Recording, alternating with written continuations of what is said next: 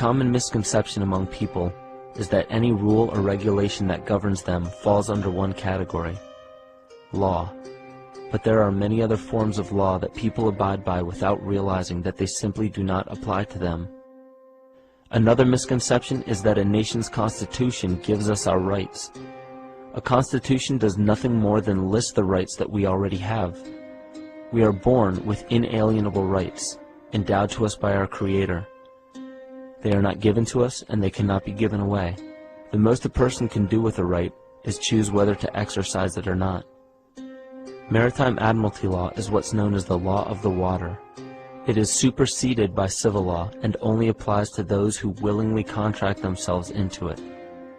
The definition of Admiralty law is a body of private international law governing the relationships between private entities which operate vessels on the oceans. Let's look at how and why a form of law that is fashioned to govern corporations, businesses, and vessels has imposed its rule over natural human beings. This is all done through a form of word magic. A simple perversion of language has made it possible to convince people around the world that these alternative laws apply to them.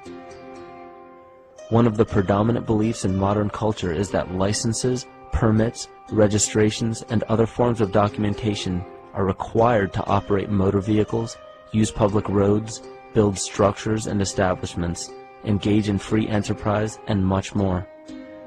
Sadly, these beliefs are based on little to no investigation whatsoever, and are false. This belief structure is perpetuated by Maritime Admiralty law. This form of law was originally created to govern ships docking in foreign nations for the import or export of products and resources. It deals with banking and merchant affairs, not civil affairs. When a product is taken off of a ship and brought into a foreign land, that nation takes custody of the resource and accounts for it with a certificate. That certificate marks the birth date of that product in the custody of the respective nation. Think of why it is supposedly required to have a certificate of live birth in the first place. The Barron's Dictionary of Banking Terms defines a certificate as a paper establishing an ownership claim. So right there, we notice that everyone with a birth certificate is defined as being owned. People are used as collateral with other nations because the U.S. is bankrupt. The United States declared bankruptcy on March 9th of 1933. At this point, the U.S. began taking out loans from a private, non-government affiliated corporation called the Federal Reserve. With no money to pay back the loans, the United States began using the citizens as collateral. All birth and marriage certificates are literally warehouse receipts. Just look at the similarities of warehouse receipts and birth certificates. Both document the date of issue, a serial number, registration number or receipt number, a description of the product, and an authorized informant to notify the appropriate government agency. With all of this information being readily available, the majority of people are unaware of their involvement with Maritime Admiralty law. This is possible through the manipulation of language. This Admiralty law changed the meaning of the word person from a natural living person to a corporation.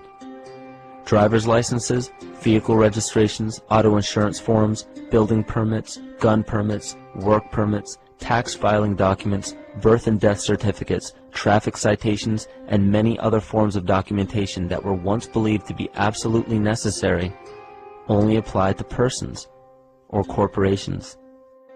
Upon signing such a legal document, you are indirectly waiving your rights under the Constitution and lowering your status to that of a corporation that is created with the same exact name as you. The only way to reconcile your true name from the name of the corporation is to take notice that the corporation has its name in all capital letters. This is known as capitis diminutia maxima.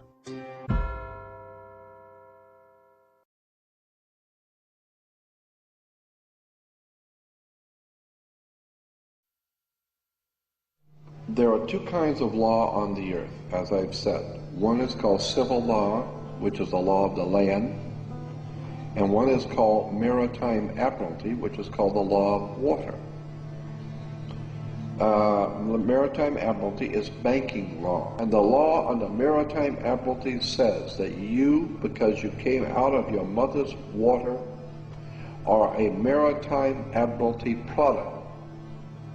This is why the ship is sitting in its berth and it's tied to the dock, and the captain has to give a certificate of manifest to the port authorities, because money is changing hands. This is why when you were born, you have to have a birth certificate. You are a Maritime Admiralty product, and therefore your birth certificate is signed by your mother, and where your mother signed on the birth certificate, get it, you will see it does not say parent or mother, it says informant. Your mother was informing the bank that she has just produced another product to be bought and sold. England, the British Crown, through international banking, owns your physical body, and that's the law. And if you could get your original birth certificate back, you would find that on the back of the birth certificate are all the banks around the world. All over the world, banks have used your birth certificate because you are a stock in a Maritime Admiralty banking scheme where you make money for banks. Consequently, the corporation and government and people who want to control you, they create a second you, and that second you that they control, that they created, is all capital letters. Check it out.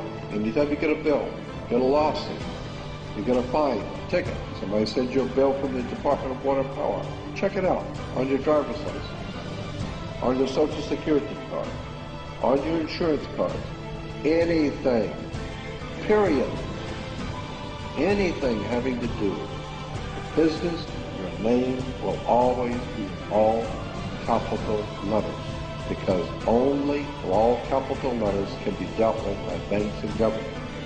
Anytime you have a name upper or lowercase, that applies to you. I've got no control over you. You sign a contract in which your name is in all capital letters, now I can take it to court.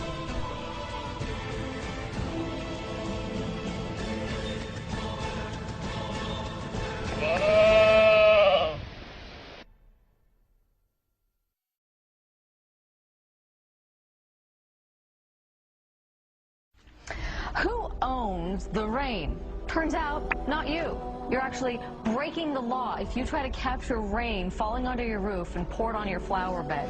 A prominent Utah car dealer found that out when he tried to do something good for the environment. John Hollenhurst has the surprising story. Rebecca Nelson captures rainwater in a barrel and she pours it on her plants.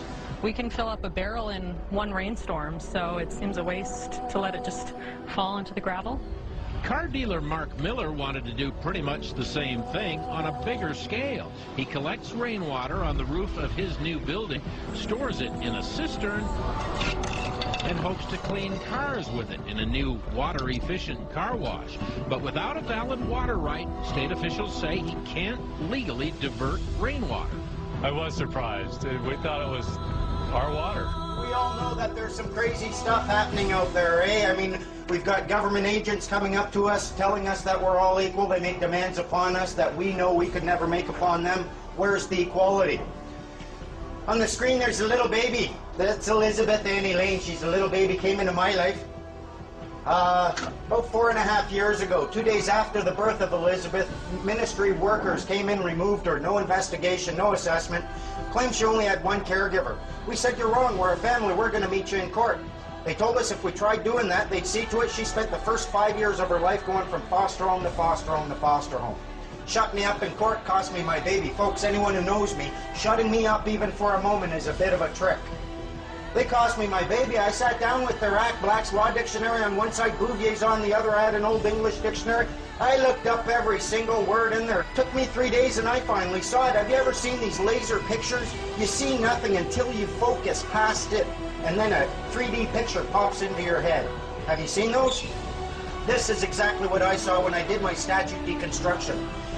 I looked through and I suddenly saw what they were doing. This is their little trick. You are not obliged to register your children. If you do, it is at that point that you're creating a legal entity or a person. You are associating this person with your offspring. You are abandoning ownership or title to that person, and the government is seizing that under the laws of maritime salvage. It becomes their chattel property. They use it as collateral to float loans or to float bonds for loans. When they come to remove a child, they're not acting on the human being at all. They're removing the legal entity you created and abandoned and they now have title to. That's your person. That is what the government acts upon. A human being and a person are not the same thing. We've been led to believe that they are, but they're not. In Black's Law Dictionary, you'll find a definition of a person, and it says, a human being is not a person because he is a human being, but because rights and duties have been ascribed to him. Specifically, the person is that legal subject or substance of which the rights and duties are attributes. But not all human beings are persons, as was the case in Old England when there were slaves. Right now, the officer's going to take a look at my affidavit of truth. I've stated that I'm not driving, I'm traveling. Right there, for my own protection, I'm filming it. I'm wondering what he's going to do. He's reading my affidavit of truth right now. Yeah, so I'll get back to you. He's also stated that I'm under obligation to carry photo ID, which I'm obviously not. That's the officer right there, car 77.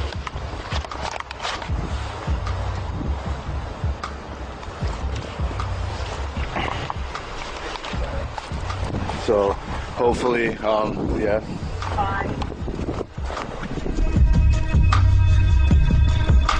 There we go, car 77. Officer did not state who he was. There's my dad.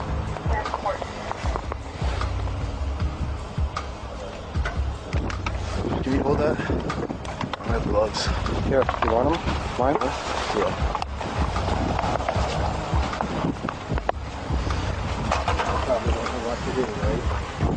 There's another police officer showing up. I've already informed the officers of my rights, this and that.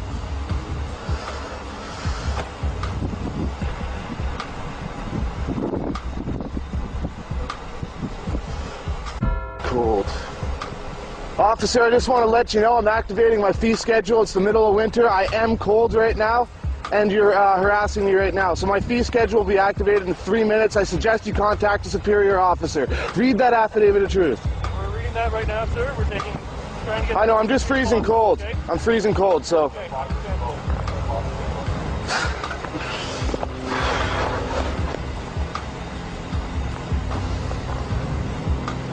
So, summed up, I've been pulled over for, I guess the cops saw me right there.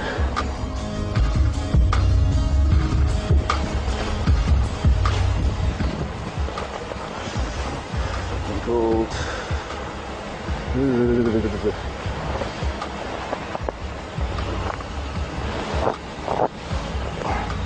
Here, hold that. And I'm not trying to be a dick, I'm trying to inform you. You're giving us a lot of stuff to review. I don't care enough to build a guy. He has no idea what's going on. Well, look at that.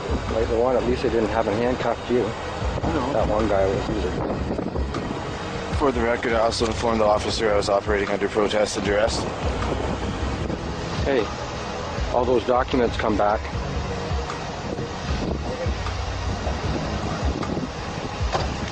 Hey, perfect. Here you go, Joshua. So, you don't have a driver's license, correct? No. And no insurance, correct? Do you have insurance? No. I'm working on that right now, doing it through, it's not a registered motor vehicle, right? So it's not under you guys' jurisdiction. I'm not trying to cause trouble or nothing, but I am getting insurance on it, but it's through my society that I'm part of. Okay, perfect. So I don't, obviously, like, I only use it to travel around and get my girlfriend home from work and stuff like that. Okay. So. But once you go on to the highway, you need to have insurance. So take care of all the proper avenues that you need to take. And if I make a determination that charges are applicable.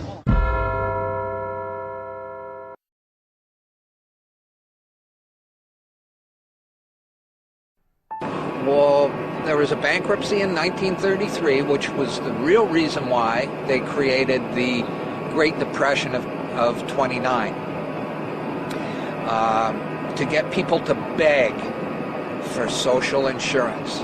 Now, here in Canada, we call it social insurance. In the United States, they fought revolutionary wars and they fought civil wars, and they understood that security was a better word. It sounded better to the Americans, and so to sell it to the Americans, they called it social security. But they themselves call it social insurance, and that's what it is. Okay, so now having said that, I'll go back to this document, which you can get from the freedompool.org online. And this was a meeting. Okay, this is what House said. Very soon, every American will be required to register their biological property. That's the birth certificate. They will be required to register their biological property in a national system designed to keep track of the people and that will operate under the ancient system of pledging. By such methodology, we can compel people to submit to our agenda, which will affect our security as a chargeback for our fiat paper currency.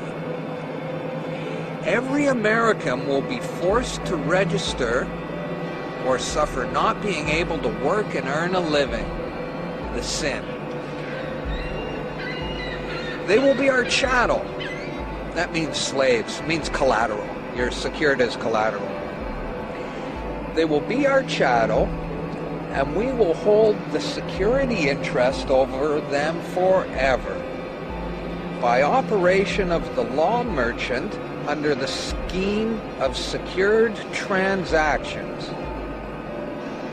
Americans, by unknowingly or unwittingly delivering the bills of lading to us, will be rendered bankrupt and insolvent, forever to remain economic slaves through taxation, secured by their pledges, the birth certificate. They will be stripped of their rights and given a commercial value designed to make us profit, and they will be none the wiser. For not one man in a million could ever figure out our plans. And if by accident one or two would figure it out, we have in our arsenal plausible deniability. After all, this is the only logical way to fund government, by floating liens and debt to the registrants in the form of benefits and privileges. This will inevitably reap us huge profits beyond our wildest expectations and leave every American a contributor to this fraud, which we will call social insurance. Without realizing it, every American will insure us for any loss we may incur in this matter. Every American will unknowingly be our servant, however begrudgingly. The people will become helpless, and without any hope for their redemption, we will employ the high office of the president of our dummy corporation to foment this plot against America.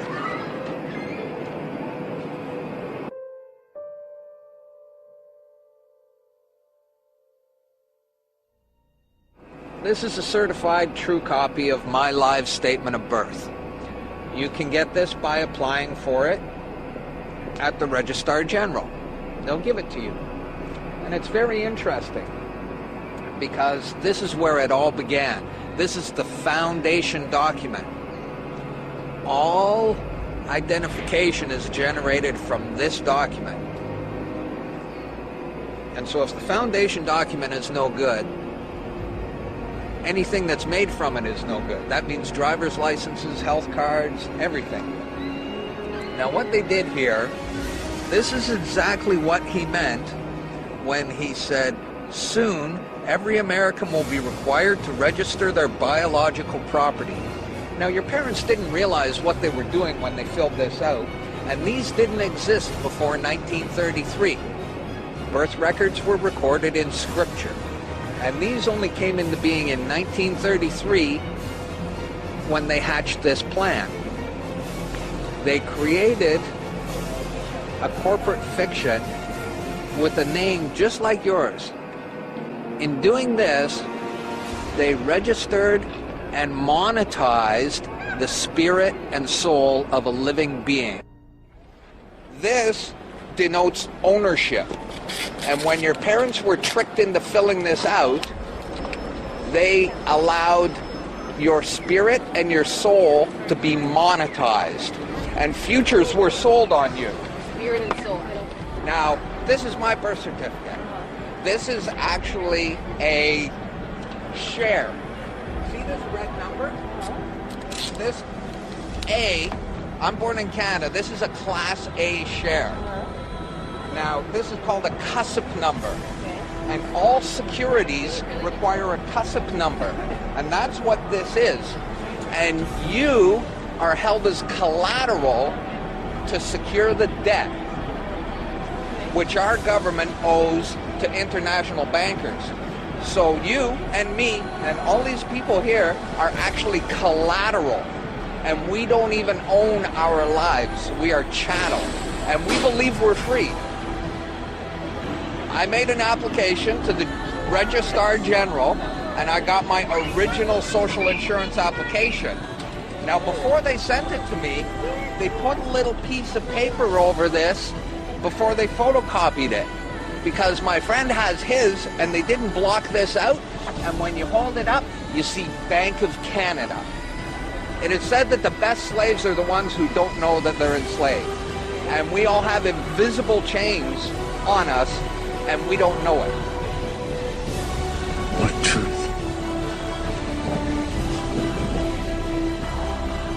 That you are a slave, Neil. Like everyone else, you were born into bondage, born into a prison that you cannot smell or taste or touch. A prison for your mind. We're talking about big bucks. We're not talking about hundreds of millions or even hundreds of billions now. We're talking about trillions of dollars. The obligation is immeasurable. Nobody can measure it. This door's wide open now. It's going to happen, whether you like it or not. Do you notice that they have the same amount of ink on them? Do you notice that they're made out of the same virtually worthless stuff? It's paper. Did you get it? It's paper. When we create money, we have created an instrument of value that has no value of its own. And it's just as expensive or inexpensive to print the 20 as it is to print the 1. In January of 1913, in December of 1913, he signed the Federal Reserve Act, bringing the Federal Reserve System into place in America, and did what Thomas Jefferson said must never happen. He took the control of the money away from the people by taking it away from the Congress and gave it to a group of private individuals who have to pay taxes on the money they loan the government.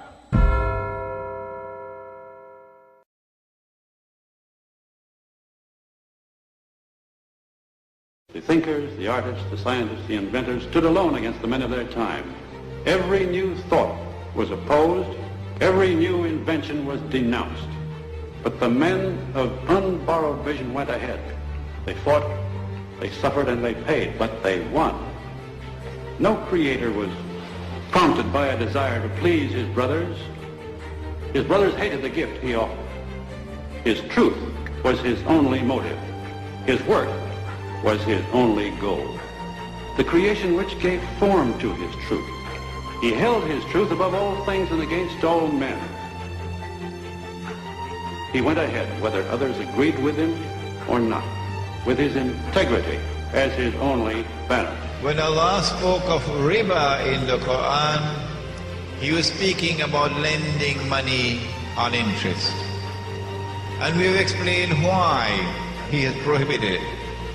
If you allow money to be lent on interest, then the rich will remain permanently rich and keep on growing richer.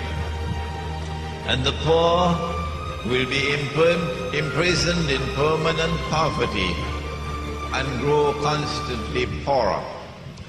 And if the one who wants to rule the world can get the rich on his side, then he will use the rich to control the poor, to control the world.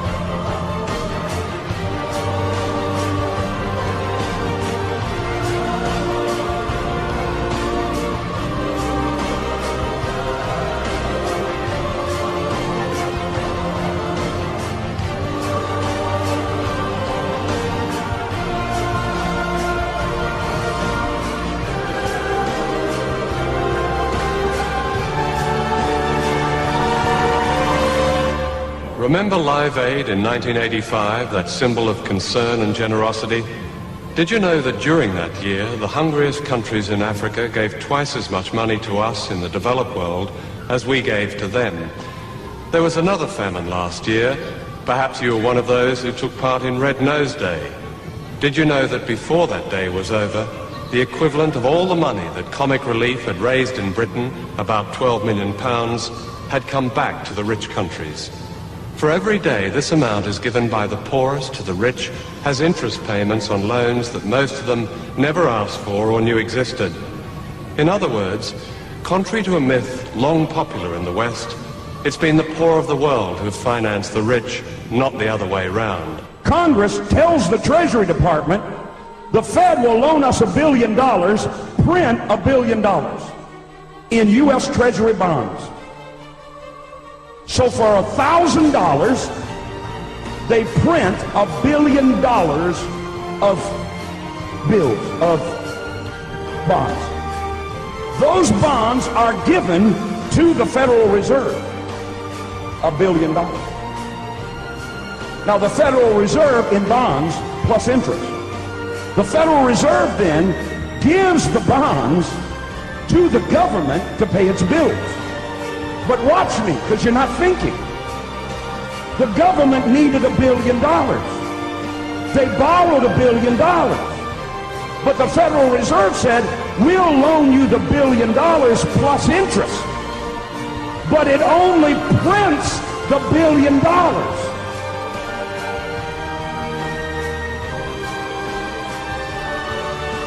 So the interest payments are never created and put into the system. So how is the government ever going to pay them back?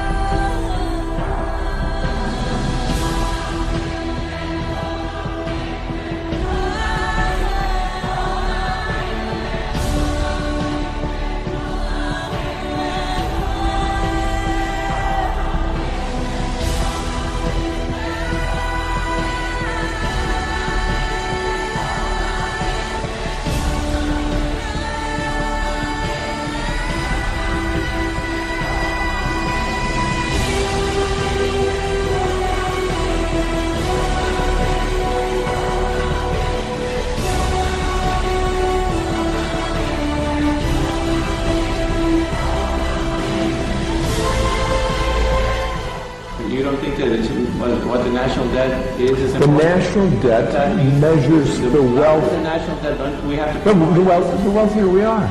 The larger the national debt, it's an indication of the wealth of the country. You're right. So the more you owe, the more you're worth? I'll say it slowly, okay? That here... Can you explain to the viewers no, look, Jan, come on. Get real. Jan, get real. I can't explain... If you shut up...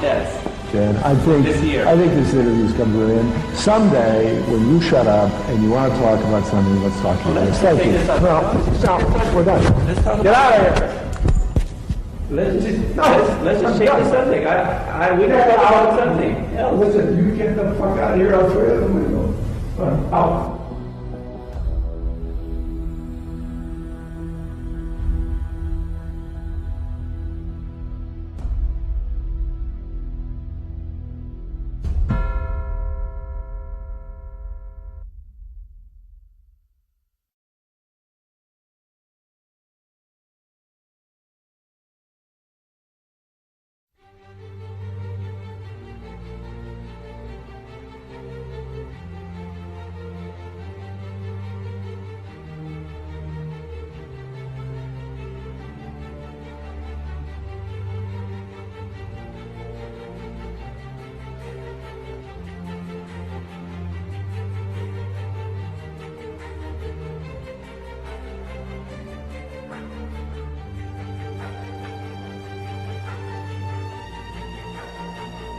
So if they had telephones then, the phone would ring from Abraham Lincoln to Jefferson Davis in the South and say, President Davis, this is President Lincoln, and we need what you have. And President Davis says, ain't our problem, it's your problem. Well, it's your problem now because we're going to come and get you. And we're going to take everything you have, and we're going to call it the Civil War and say it's over slavery. Well, it's a well-known fact the governor of Maine had 65 slaves. So it wasn't over slavery. It wasn't slavery. I mean, that's a nice history thing, but that's just another rewrite of history. But it was a commerce. It was commerce. It's always about money. In that context, Lincoln then suspended the Constitution of the United States in 1861, and the Civil War was declared. Now, with that suspension, it comes in what we now know as executive orders. If you trace back executive orders, the first one was written in 1861. The only way they can write an executive order then and now is if the Constitution of the United States is suspended. So, therefore, we come back modern day. If you mention your constitutional rights one more time in my courtroom, I'm going to put you in jail for contempt, because there is no such thing. Okay? So now we need a new pledge. Lincoln, to his credit, figured it out, I believe, before the end of his term. And that's why he was killed. First thing he did was print greenbacks. And he was going to repudiate the debt and issue currency of the United States with no interest. Okay? That was his reorganization. Yeah. That was his reorganization plan. Okay? A bullet got in the way of that. Interestingly, 100 years later, another president tried the same thing, and he got killed too. His name was Kennedy.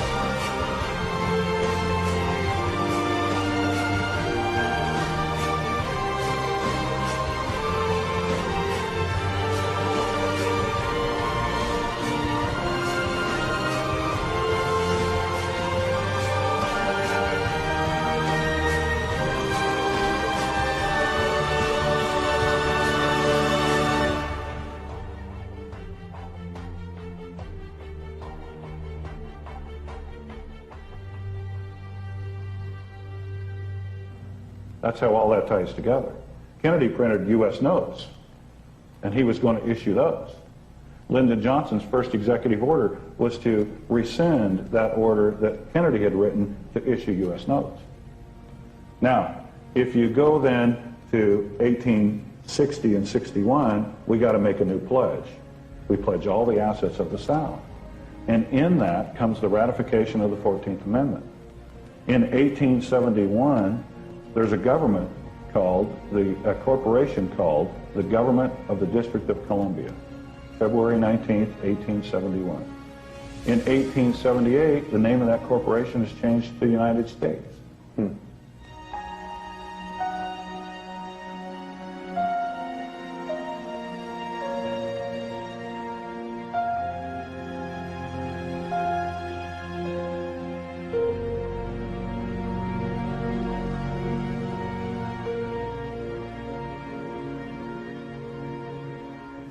Now the 14th Amendment is here. The government of the United States, a corporation is in place in all the districts. You all live in the District of Washington, Western Division. Did you know that? Yeah, it's amazing. I did know that, but that kind of terminology is totally foreign to us. Yes. We don't think anything of it, but you have to look at Washington, District of Columbia. Okay? Mm-hmm. What is Columbia? What is that? Anyway, to get back to our bankruptcy story. Yeah, that is a good question. What is that? They pledge all the assets of the South. All the gold, all the agriculture, everything. The South was paid for. They had everything. The North was bankrupt because that was where all the industry was. There was nobody, it was cold, there's no money, the bankers are squeezing them. So you go into bankruptcy again, you pledge all the assets of the South, and now you jump forward to September 17th, 1929. 45 days before October 29th, 1929. When everybody knows what happens then, the stock market crashes. Roosevelt gets elected in 1932, and the first thing he does for the first approximately 100 days is rewrite everything in this country. He stacks the Supreme Court to back every decision he makes as constitutional, but there's a problem. There's got to be another pledge made because we're still in reorganization. Now, if they've pledged the South, and in 1929 they recaptured all the land because all the farmers went bankrupt, and the banks held all the paper, what is there left to pledge? The only thing left is the people, is the people, is the people, is the people, is the people, is the people. Why do they hate us? They hate what they see right here in this chamber. A democratically elected government. Their leaders are self-appointed. They hate our freedoms. Why the international terrorist movement hates us so much. Many argue that they hate us for our policies. It is my judgment that they don't hate us for what we do, but they hate us for what we are. We are open, tolerant, accepting of others, and this is diametrically opposed to what the fanatic terrorists believe in. They reject our respect for life, for individual rights. They reject our conception of personal choice in the way we dress and the way we educate our children, in our choice of music and art, choices I should say. It's a completely different world outlook. And therefore you're absolutely right when they say that they hate the West, not for what it does, but for what it is.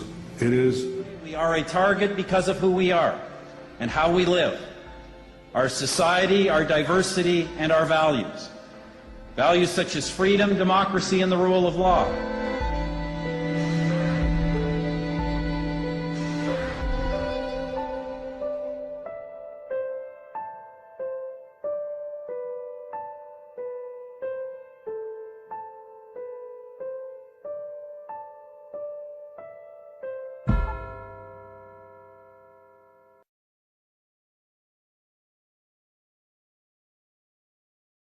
Where are 1% of American adults? Oh, I imagine we could find out, couldn't we? We could use Google Earth, because some of them are quite big. Check that. There's one. He's got his own postcode. 1% of the population, which is, what's the population? It's about 300 million, isn't it? So you're talking about between 2.5 and 3 million, say? Jail. Yes. G for jail. English spelling of jail, of course, but it is G for jail. Really, that many people?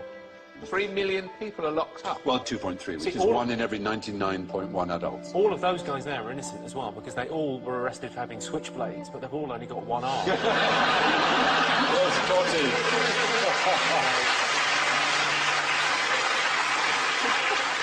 Proportionally, the Americans prison more than twice as many as South Africans, more than 3 times as many as the Iranians, more than 6 times as many as the Chinese. No society in history has imprisoned more of its citizens than the United States of America. We're doing pretty well, though, don't we? We sort of top the European League. We're ahead of China, Turkey, and India. Yes. Yeah, with 148 prisoners per 100,000. It's the 3 strikes and they're out. That's been the problem. Yeah. I mean, a legal system based on baseball just seems bizarre. Yes. We don't seem to understand the law. It's all very complicated. What's simple? What do people like? Baseball. Right then.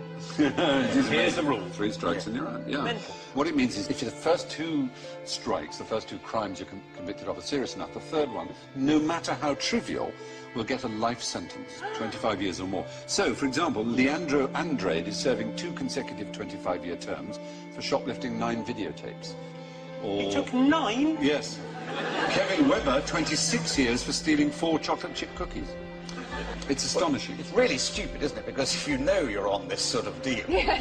Yeah. Take 5. Yes, yes. That is the idea. Do another murder. Do a bank job. There's no point. There's no point doing anything trivial. No, I know. Get caught. It is a bit bonkers. But the racial numbers are a bit worrying. And the gender numbers, it's 1 in 30 men aged 20 to 34 is behind bars. But for black males, that's 1 in 9. 1 in 9. There are more 17-year-old black people in jail than in college. So 5% of the world are American, 25% of all prisoners Isn't the real are American. controversy with this the business end of it? Well, that's true. It's also, as you say, right, so it is a business. Because it's not just license plate, they make loads of stuff. Well, one of the things I should have said when talking about contraband is that you're not allowed to bring into America anything that's been made by forced labor or prison. But in America, you could almost say, if you were so minded, that they've reinvented the slave trade. They produce, for example, 100% of all military helmets, ammunition belts, bulletproof vests, ID tags and other items uniform, 93% of domestically produced paints, 36% of home appliances, 21% of office furniture, which allows the United States to compete with factories in Mexico because, of course, obviously the workers can't refuse to work for 25 cents an hour. I'd very much like to say something hilarious, but something must be done. It is. It's just a bit more question-timey, this is. It is a bit amazing, isn't it? Yeah. It's extraordinary. Yeah. It's slavery by the back door. Exactly. Expensive for you to work. You get solitary confinement if you refuse to work. Yeah, more than 1 in 100 American adults are in jail.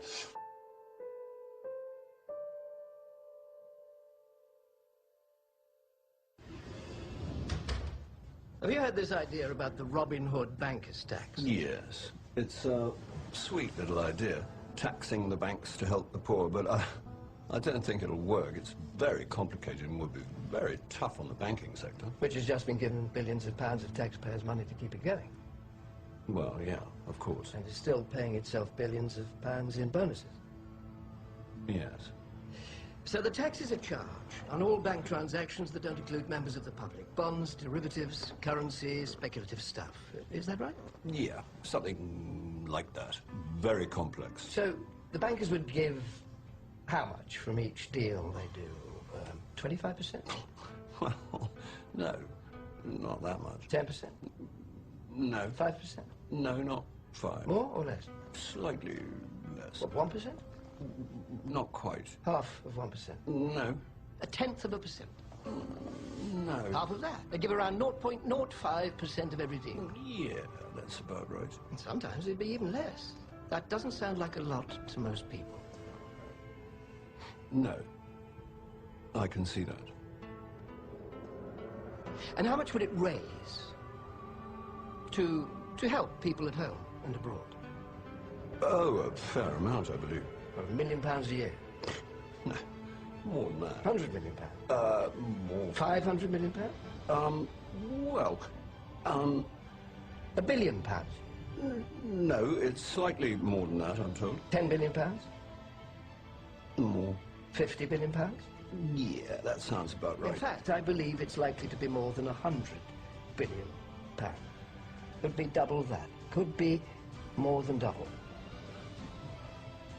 Yeah, possibly. Right, so let me get this clear.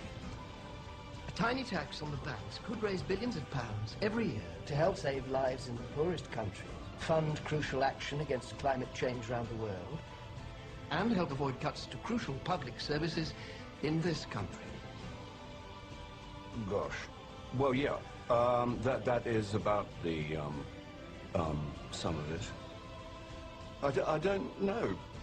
Perhaps it's, quite a good idea.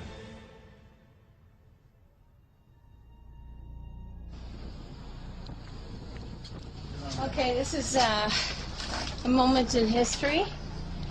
We are here with Sam Capilano and from the Squamish Nation in a red jacket, and we're placing what's called a permanent eviction notice to the courthouse. The red jacket is from Turtle Island. Sam Capilano is the Squamish Nation. The permanent eviction notice is placed here because the Queen and the bankers are trespassing on his sovereign territory. This is tax-free territory. This is sovereign. Capilano, you've got some words to say here? This is part of the Squamish Nation. It has been. My grandfather told me that when they first came, they separated, divide and conquer with the idea. Now this is known as another nation. What I know is our land, so I'm not afraid to stand up anywhere and tell anybody. Red Jacket, you got a few words? Yeah, I'm Red Jacket. I'd like to tell the people that for 537 years since the two-row wampum belt was put in place, it was total destruction.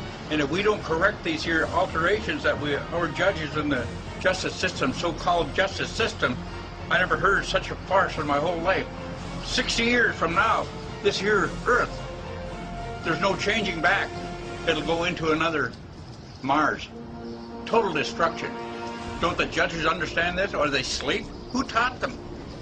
What university taught them? Where do they get their education? Don't they know they're on death row? We just finished entering and going through a procedure at the Richmond Provincial Court. And what happened was my name got called out. I didn't correct her, which I was kind of thinking of doing, but then I thought, okay, I'm just going to present myself as who I am standing in front of her, because she seemed actually quite like a nice judge. So when she said,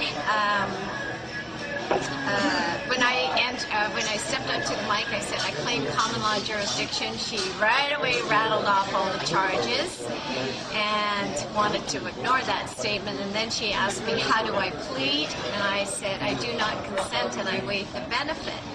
And I think that's a really powerful statement that I want to teach to a lot of people, because when you enter a plea, you enter into a contract.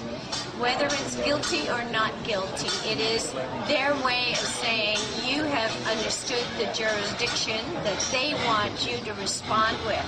And the guilty or the not guilty is something that you actually perjurize yourself with. So when I said I do not consent, meaning I do not consent to you making any legal determinations against me, I do not consent to your jurisdictional claims against me, and I do not consent to contracting with me. Quite final with that. And because I had claimed common law jurisdiction at the beginning of my statement to the judge, she realized that I knew what I was doing, and she dismissed the case right away. So I'm really, really pleased with the outcome. After that, I actually met up with Paul Gibson in the lobby of the provincial court and went up to him and shook his hand, and he said, and yeah, you are? And I said, oh, Irene Gravenhorst, and I told him that they dismissed the case, and he went, oh, too bad. it was orchestrated that Paul shows up after the case was dismissed so that he didn't have to deal with these issues. And being on the stand, on the record, for being the debtor to the contract. Oh, and I have to tell you that it's going to cost $3 billion. It's fine, ma'am. Okay.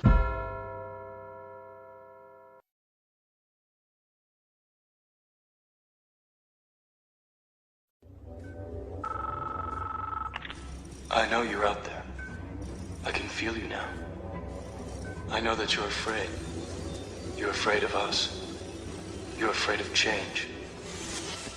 I don't know the future. I didn't come here to tell you how this is going to end. I came here to tell you how it's going to begin. I'm going to hang up this phone, and then I'm going to show these people what you don't want them to see. I'm going to show them a world without you. A world without rules and controls, without borders or boundaries. A world where anything is possible. Where we go from there is a choice I leave to you.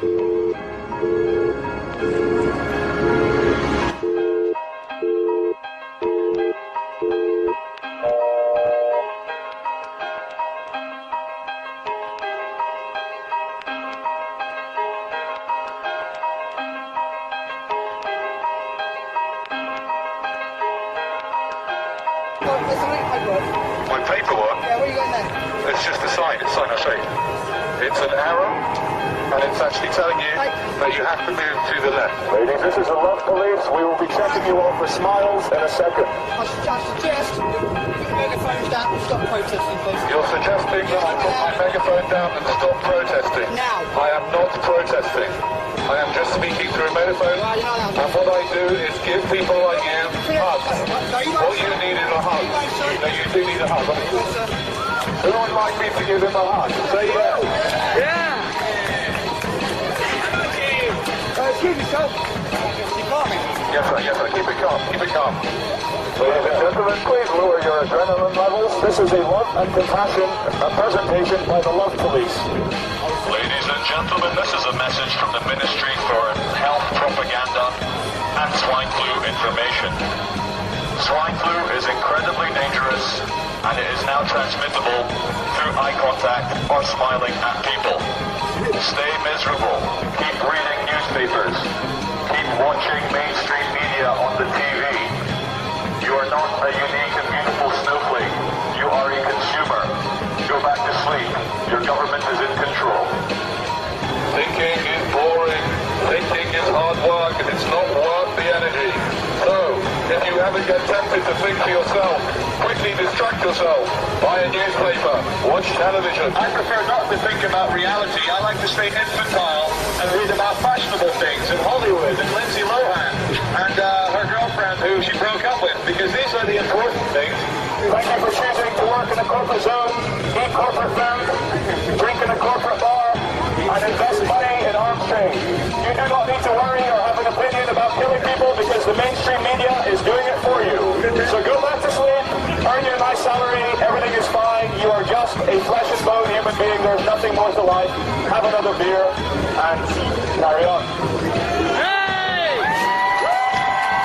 Ladies and gentlemen, you do look quite relaxed. This is not what's meant to be. You should be worried. Statistically speaking, the person next to you is either a terrorist or has swine flu. So please, stop looking so happy and relaxed and move quickly to your next shopping experience.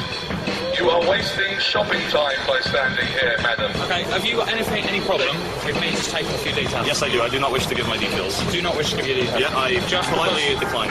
You politely decline, just because we've had a chat? Yeah. You don't want to give me any of your details? Oh, no, it's a matter of principle. I answer only to the absolutes. You enjoy, I would say, making a nuisance of yourself. But the truth is, to speak out against lies and murder, it fills me with joy. It makes me feel closer to my fellow man. The fact that someone has a bit of sanity can come out here and just cut through the BS, it just makes me feel really alive to have no fear, to be full of love, to spread my message, which I believe is a message of good. You are not divine beings. What you are consumers. Please, consume until we have no planet left to consume. What you need to do is buy things that you don't need. That's the best way to support the economy. Smiling is bad for the economy. Please do not smile, sir. Wipe that off your face. We feel that in the very near future, the state, as in the government and the private banks which run the state, are going to ask you guys, normal human beings who are normal family people outside the uniform, to control us. They're going to use slaves to control other slaves, because we're all slaves in the livestock management program. Ladies and gentlemen, this is a lesson in absolute reality. What we have here is a group of people giving you an alternate message, and very quickly, Agent Smith and Agent Smith from the Matrix have decided to turn up in nice fluorescent jackets and question what we are doing. They were questioning how long we wish to be here, who is in charge, and what our purpose is. Until we break the law, they have no authority over us, nor you. You are free. You are born free. You will die free. And there's no police authority in this world. Power to the people. Swine flu is an illusion. Terrorism is an illusion. If you are not scared, you will not contract swine flu. You are not swine. You are divine human beings. No, we're not going to get in the van. You're not going to kidnap us. No, we're not going to get in the van. We've not broken... No, I'm not going to go into it. This is nothing personal, and I'm going to show you how much this is nothing personal.